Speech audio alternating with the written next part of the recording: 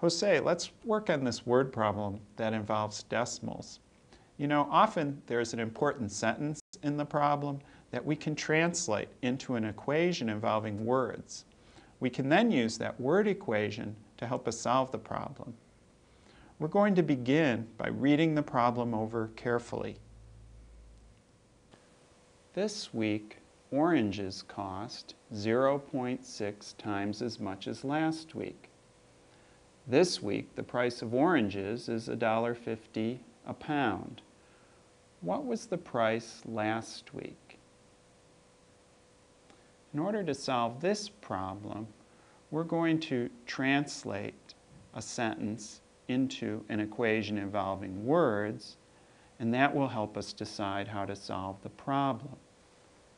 The important sentence here is the sentence that contains the decimal times, or 0.6 times as much as last week.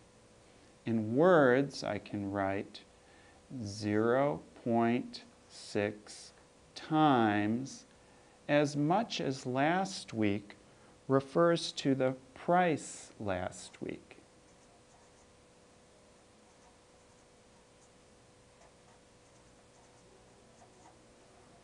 Now 0.6 times the price last week, that has to equal something. In our sentence, what that equals is described by the words at the beginning. This week, oranges cost refers to the price this week. So the price this week of oranges is equal to 0.6 times the price last week. Now let's read the next sentence of the problem. This week, the price of oranges is $1.50 a pound. This value, $1.50, refers to the price this week. The price this week goes here. $1.50 equals 0.6 times the price last week.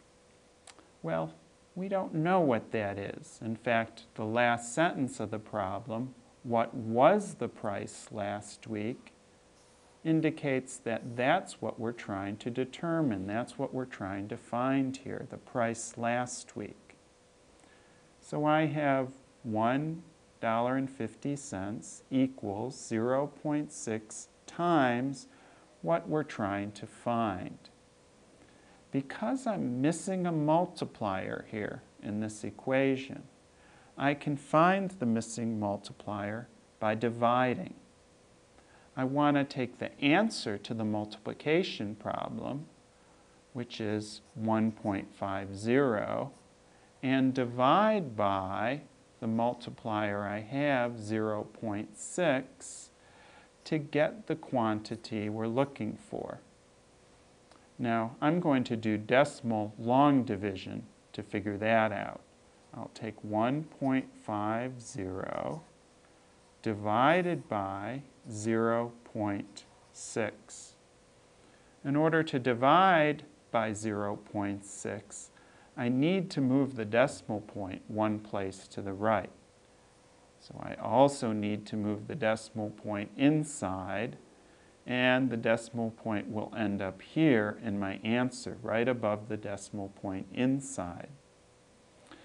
Now to do the division, 6 doesn't go into 1, 6 goes into 15 2 times.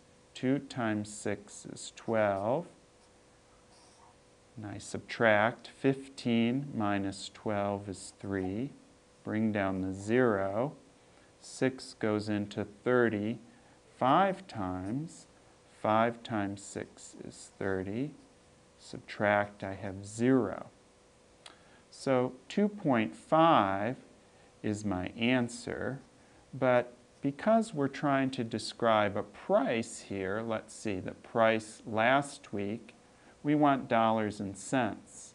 So I'll write that as 2.50 with a dollar sign, $2.50. That's the price last week that we were trying to determine.